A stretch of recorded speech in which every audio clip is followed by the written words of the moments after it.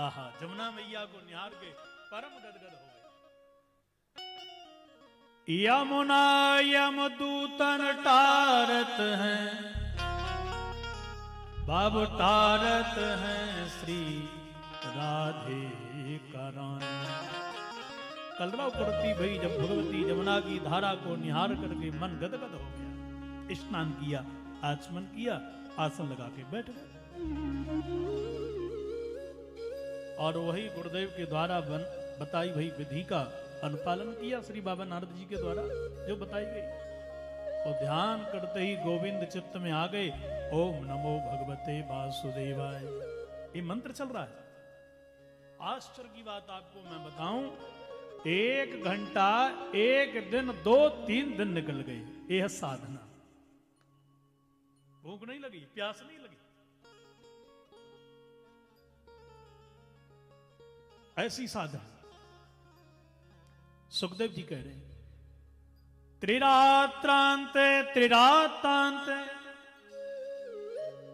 कपित्थ बदरासन आत्मवृत्त्युनुसारेण मासं निर्चयन्। हरि 3 दिन निकल गए।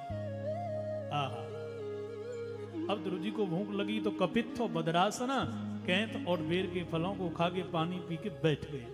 ऐसे निकले 1 महीना। दूसरे महीने में अब केवल पत्तों को खा के पानी पी लिया। 6 दिन के बाद उठे। तीसरे महीने में 9 दिन के बाद उठे, पानी को पिया। चौथे महीने में 12 दिन के बाद सज्जनों उठे, अब केवल श्वास ली है। 5वें महीने में वह भी त्याग दिया। नहीं, श्वास लेता हूं, पानी पीता हूं, उठता हूं तो प्रभु से उतनी दूरी बन जाती है। अब कुछ नहीं। ओम नमो भगवते वासुदेवाय, ओम नमो भगवते वासुदेवाय। श्वास रुक गई देवताओं की। दौड़ करके भगवान के यहां पहुंच गए। सरकार, ये तो घुटन हो रही है। भगवान बोले, सुनो, मेरा भक्त है एक ध्रुव, वो श्वास नहीं ले रहा है। और वो जब श्वास वो नहीं ले रहा है तो फिर मैं कैसे लूंगा? क्योंकि मैं भक्तों का भगवान हूं, मेरे भगवान भक्त हैं। मेरे बिना भोग लगाए कभी भक्त नहीं खाते, तो मैं भक्तों के भोग के बिना नहीं खाता हूं। जब वो श्वास नहीं ले रहा तो मैं नहीं लूंगा, और मैं नहीं लूंगा तो पूरा विश्व मेरे अंदर बैठा हुआ है, श्वास कहां से मिल जाएगी? देवता बोले, सरकार दौड़ के जाओ, बापू वरदान दो, नहीं तो सब गड़बड़ हो जाएगा। भगवान बोले, 5 वर्ष का बालक है और यही सोच रहा हूं कि दूं तो दूं क्या। मैं जाकर के कहूंगा वरदान मांग लो, और कहीं वो बोल पड़ा, बड़े सुंदर लग रहे हो, गोदी में लग बैठ जाओ ना। पिताजी की गोदी नहीं मिली तो आप तो जगत पिता हो। देवता बोले, सरकार पूरा मामला गड़बड़ हो जाएगा, ऐसा मत करना। आहा, इसलिए भगवान दर्शन देने के लिए सज्जनों नहीं जा रहे। मधोर वनम भृत्य दिदृक्षयागता, भगवान दर्शन करने जा रहे हैं। जरा देखें तो सही, 5 वर्ष का बालक कैसे मुझे मना रहा है, कैसे मेरी साधना कर रहा है, जरा देखें तो सही। और आ गए प्रभु, और खड़े हैं प्रभु। और जैसे ही ठाकुर जी आकर के खड़े हुए, ध्रुव जी तो समाधि लगाए थे, अंदर दर्शन कर रहे। भगवान ने अपनी प्रतिमा को छिपा लिया अंदर से, और ध्रुव जी की समाधि खुल गई। और जो समाधि खुली के सामने नटवर नागर छैल छबीले, ठाकुर जी को निहार के मन गदगद हो गया। बोलो बंसी वारे,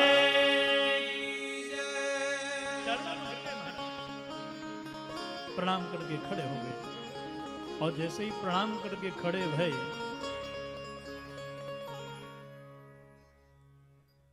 जैसे ही प्रणाम करके खड़े भये, अब बोल तो सकते नहीं, कुछ पढ़े लिखे नहीं। खड़े हैं, करताम जलिम ब्रह्ममयेन कंबुना पस्पर्श बालम कृपया कपोले।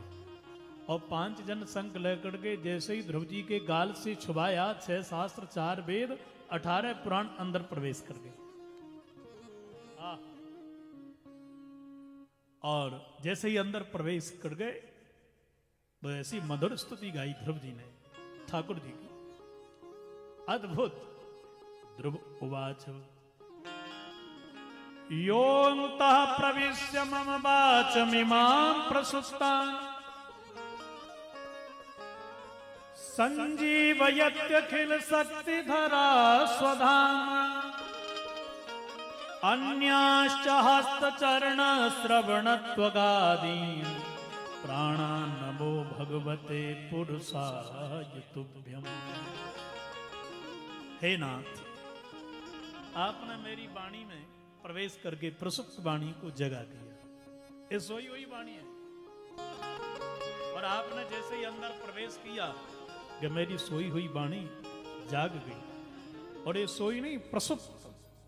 सोई वाणी तो वो सवेरे जाग जाती है, प्रसुप्त तो वह है जहां में से नारायण निकल गए, प्राण निकल गए, वो बोल नहीं पाती है। पर ऐसी वाणी भी बोल पड़ी। और आप केवल वाणी में नहीं, अन्याश्च हस्त चरण श्रवणत्व गादीन, आप हाथ पैर कान आंख सबके अंदर प्रवेश कर गए। सरकार, ये हाथ तो उठ नहीं सकता ना, आपने प्रवेश किया, हाथ उठ गया, पैर चलने लगा। अब ध्रुव जी क्या कह रहे हैं? कहने का मतलब मैं नहीं जानता कोई परमात्मा है, मैं तो इतना जानता हूं कि हर प्राणी में जो प्राण है वही मेरे नारायण है। प्राण निकल गए, कुछ नहीं रहा, ना हाथ काम कर सकते हैं, ना नेत्र देख सकते हैं, और न ही पैर चल सकते हैं। गोविंद, आपको मैं प्रणाम करता हूं। भगवान बोले, बताओ कि तपस्या कर किस लिए रहे हो? बोले, मैया ने गाली दी हैं और इसलिए हम यहां आए हैं। भगवान ने कहा कि जरा दिखाइयो, संतों का भाव है। हृदय में 6 घाव भगवान ने दिखाए और कहा कि देख, गाली तुझे पड़ी पर घाव मुझे भय। ध्रुव जी गदगद हो गए और भगवान बोले, एक गाली के बल पर तुमको 6000 वर्ष तक धरती का राज्य, मतलब 6 गाली 36,000 वर्ष के राजा बन जाओ। ऐसा वरदान हम तुमको देते हैं, ठीक है? और भगवान दर्शन दे करके चले गए। नेत्रों से आंसू बहाते हुए ध्रुव जी यहां से चले। ओहो, मैंने परमात्मा आए, ठाकुर जी आए, मैंने भक्ति मांगी, भक्ति न मांगी। गोविंद से भक्ति मांगता तो मेरा जीवन धन्य हो जाता। नारद जी ने जाकर के राजा से कह दिया तो तुरंत राजा ने दुल्हन की तरह अयोध्या को सजाया। ध्रुव जी आ रहे हैं, हाथी को तैयार किया, इसी पे बैठाऊंगा।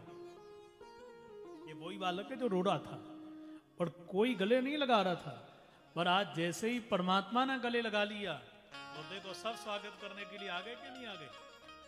भगवान को पकड़ लो तो सब तुम्हारे हो जाएंगे। भगवान हाथ से निकल गए तो सब निकल गए। बोलो राधे राधे, जरा जोर से बोलो थोड़ा, श्री राधे श्री राधे।